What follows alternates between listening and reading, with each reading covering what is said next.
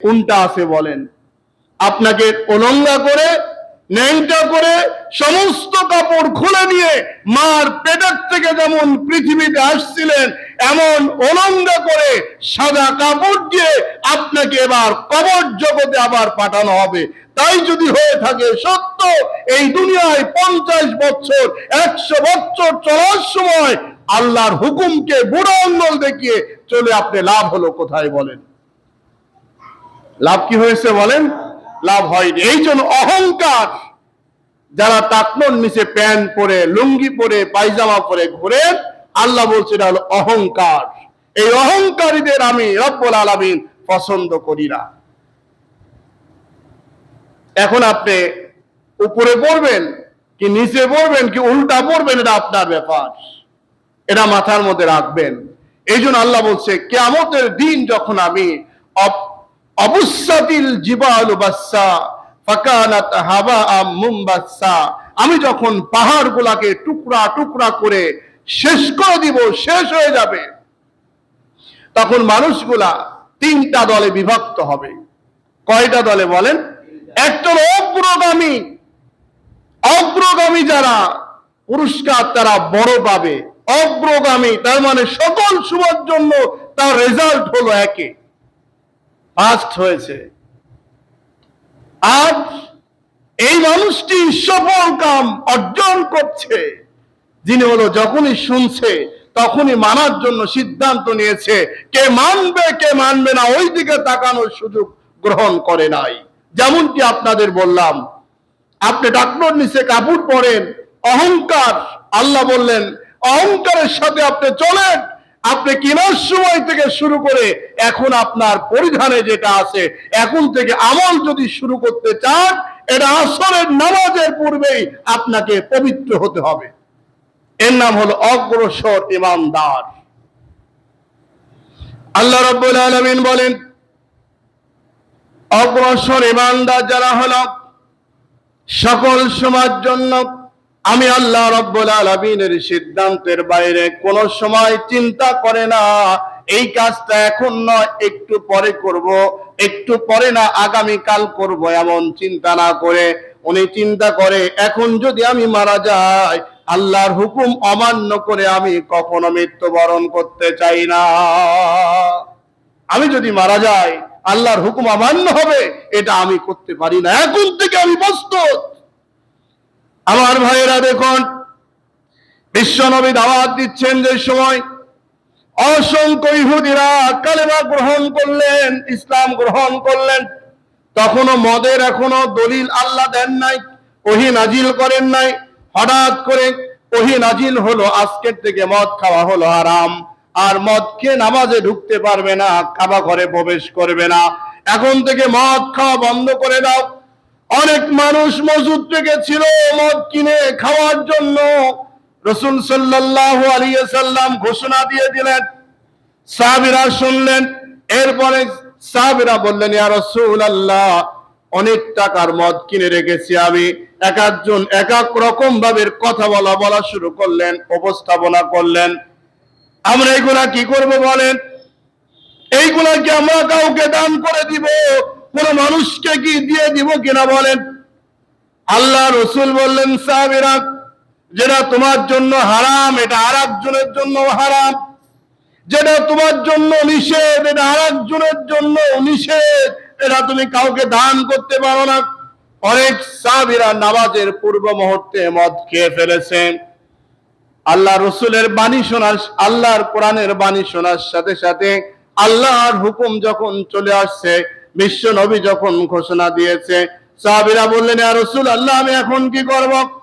অসংখ্য সাহাবীরা মুখের মধ্যে হাত ঢুকিয়ে দিয়ে, এখনো পেটের মধ্যে নামে নাই, মুখের মধ্যে হাত ঢুকা দিয়ে বমি করে উগলাই ফেলে বললেন ইয়া রাসূলুল্লাহ, আমরা এখন থেকে সিদ্ধান্ত নিলাম আল্লাহর হুকুম বাস্তবায়ন করার জন্য আমরা প্রস্তুতি গ্রহণ করেছি। এর নাম হলো ইমানদার, এর নাম হলো মুসলমান, এর নামই হলো অগ্রগামী, এর নাম হলো খাঁটি আল্লাহর গোলাম। ভাইরা, সাহাবীরা ওই সময় ইচ্ছা করলে যেগুলা কিনে রাখছি সেগুলো তো খায়, তারপরে দেখি রাসূল বললেন না, যেটা তোমার জন্য হারাম আরেকজনের জন্য এটা হারাম, এখন থেকে সেটাকে বন্ধ করে দাও। যারা খেয়ে ফেলছে মুখের মধ্যে হাত ঢুকিয়ে দিয়ে উগলে বমি করে বের করে দিয়ে বলেছেন আল্লাহর হুকুম মানার জন্য আমি প্রস্তুতি নিলাম।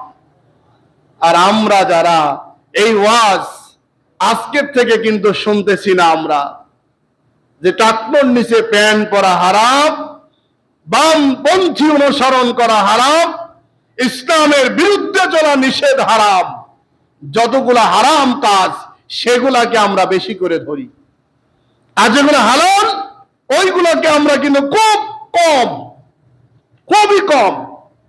যেমন দেখুন, এখন আমাদের এলাকায় নামাজ পড়া এটা হলো আল্লাহর বিধান, ফরজ। নামাজের সংখ্যা বেশি না বেনামাজির সংখ্যা বেশি বলেন তো? এমন কোন পরিবার নাই যে পরিবারে বেনামাজি নাই।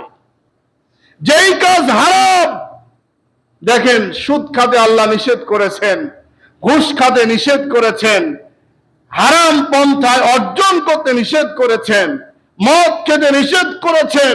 যত হারাম কার্যক্রম রয়েছে এই দুনিয়াতে, হারামের পক্ষে লোক বেশি, হালালের পক্ষে লোক কম। ঠিক কিনা বলেন? এই জন্য বলি শয়তানের পক্ষে লোক মেলা, কিন্তু শয়তানের পক্ষে লোক থেকে লাভ কি? লাভ আছে বলেন? লাভ নয়। লাভ হলো অগ্রগামী যারা, তারাই সফল কাম। ইমানদার যারা, ইমান মজবুত রেখেছে যারা, তাকওয়া অর্জন করেছে যারা, তারাই হলো সফল কাম। তাহলে আমরা কি সফল কাম হব, না আমরা এলোমেলো অবস্থায় যাই যতদিন এভাবেই চলবো? কি করব বলেন? আমরা সফল কামী হতে হলে আমাদের শরীর থেকে শুরু করে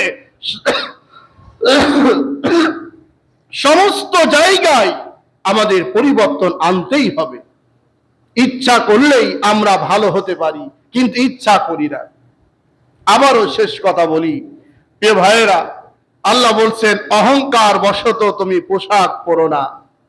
যারা টাকনোর নিচে লুঙ্গি প্যান্ট পায়জামা পরে আঙ্গুল উঁচু করে ঘোরো, যাও দেখাও দামি লুঙ্গি পরেছো, দামি প্যান্ট পরেছো, দামি পায়জামা পরেছো, কিন্তু টাকনোর নিচে পড়াটা যেহেতু হারাম, কবিরা গুনাহ, এই হারাম থেকে আপনাকে বাঁচতে হলে অবশ্যই সেটা তওবা করে আপনাকে ফিরে আসতে হবে। এখন আসর পর, মাগরিব পর, এশা পর এই সুযোগ নেই। অতএব ভাইয়েরা, এই সূরাটা নাজিল করে আল্লাহ রাব্বুল আলামিন পরকালীন জীবনটাকে স্পষ্টভাবে, আরো মজবুত ভাবে আমাকে আপনাকে বোঝাতে চেয়েছেন। আসুন সূরা ওয়াকিয়ার শিক্ষাটা আমাদের জীবনে আমরা গ্রহণ করে আমাদের বাকি জীবনটা যেন আমরা সুন্দরভাবে পরিচালনা হতে পারি, আমাদের সমস্ত হারাম কার্যক্রমগুলোকে বন্ধ করে আল্লাহ সন্তুষ্টর জন্য যেগুলা করণীয় সেইগুলা যেন আমরা করতে পারি। আল্লাহ যেন তৌফিক দান করে, বলেন আমিন। এবং দোয়া করি সারা বিশ্বের মুসলমানদেরকে যেন আল্লাহ রাব্বুল আলামিন ঐক্যবদ্ধভাবে ইহুদি নাসারাদের জবাব দিয়ে এই জমিনটাকে আল্লাহ রাব্বুল আলামিন মুসলমানদের দখলে, আমাদের মসজিদুল আকসা, আমাদের প্রথম কাবাকে ফিরিয়ে দিয়ে আমাদের মুসলমানদের সুস্থিরভাবে জীবন যাপন করার জন্য তৌফিক দান করে, বলেন আমিন। সেই সাথে আমাদেরকেও প্রস্তুতি নিতে হবে। পৃথিবীর সবচাইতে বড় শক্তি হলো ভারত। এই হিন্দুস্তান আজ হোক কাল হোক, আমেরিকা যেমন বারবার হুমকি দিত, ইসরায়েল যেমন ফিলিস্তিন এবং গাজাকে দমন করার জন্য ষড়যন্ত্র করত, ঠিক তেমন আমাদের পার্শ্ববর্তী দেশ, এই দেশ গোটা পৃথিবীর মুসলমানদের শত্রু, শুধু বাংলাদেশের নয়। তাদের বিরুদ্ধেও যুদ্ধের যদি কোনো সময় ঘোষণা চলে আসে, জীবিত যদি আপনি থেকে থাকেন, অবশ্যই ওই যুদ্ধে অংশগ্রহণ করার জন্য স্বয়ং বিশ্বনবী জনাবে মুহাম্মদুর রাসূলুল্লাহ সাল্লাল্লাহু আলাইহি সাল্লাম নির্দেশ দিয়েছেন। আমরা প্রস্তুত থাকবো ইনশাআল্লাহ। আমরা ইমানের জায়গায় মজবুত থাকবো, আল্লাহর উপরে ভরসা করব, আল্লাহর সাহায্য আসবেই, আজ হোক কাল হোক ইনশাআল্লাহ। আল্লাহ যেন কবুল করে, বলেন আমিন।